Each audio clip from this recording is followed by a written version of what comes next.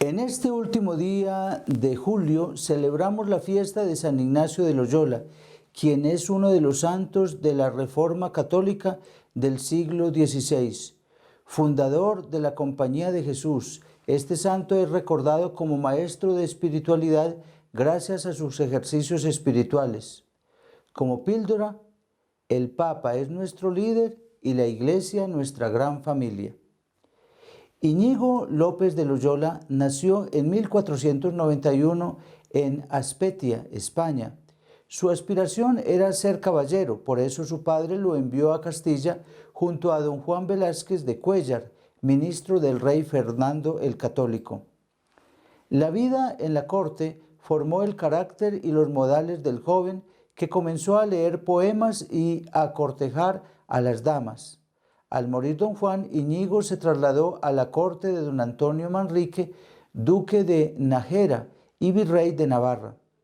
Siguiéndolo, participó en la defensa de la ciudad de Pamplona. Allí, el 20 de mayo de 1521, fue herido por una bala de cañón que lo dejó cojo para toda la vida.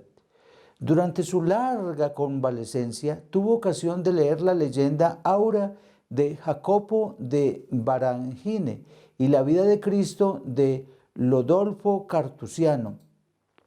Ambos textos influyeron enormemente en su personalidad, convenciéndolo de que el único Señor al que valía la pena seguir era Jesucristo. Decidido a peregrinar a Tierra Santa, Íñigo llegó hasta el santuario de Montserrat, donde hizo voto de castidad y cambió sus ricos vestidos por los de un mendigo. Barcelona, desde cuyo puerto debía embarcar hacia Italia, padecía una epidemia de peste e Íñigo tuvo que detenerse en Manresa, donde vivió un largo periodo de aislamiento, que dedicó a la meditación y a la escritura de una serie de consejos y reflexiones que, reelaborados más tarde, formaron la base de los ejercicios espirituales. Llegó por fin a Tierra Santa, deseando establecerse allí, pero el superior de los franciscanos se lo impidió, considerando que su conocimiento teológico eran demasiado pobres. Íñigo regresó entonces a Europa y comenzó estudios de gramática, filosofía y teología, primero en Salamanca y después en París.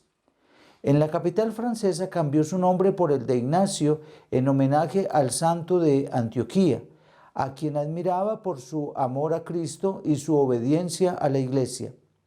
Estos rasgos serían más tarde pilares fundamentales de la Compañía de Jesús.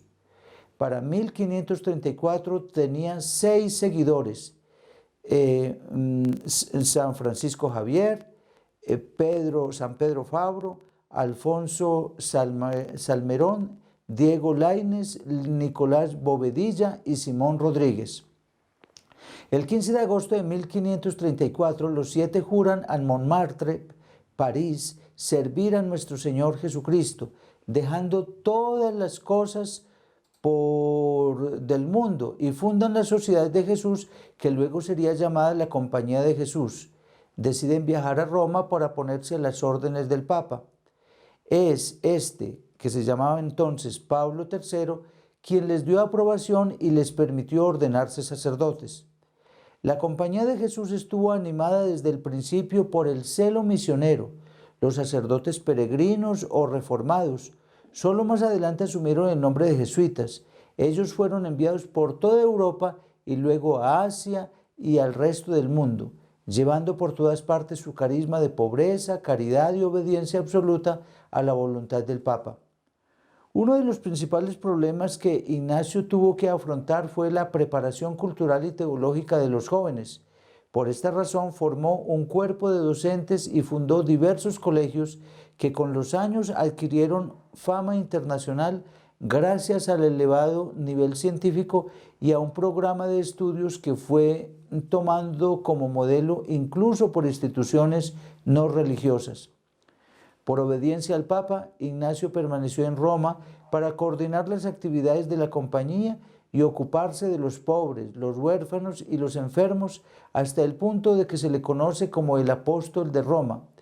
Dormía tan solo 4 horas por noche y continuaba su trabajo con esfuerzo a pesar de los sufrimientos causados por la cirrosis hepática y los cálculos biliares. Murió en su pobre celda el 31 de julio de 1556.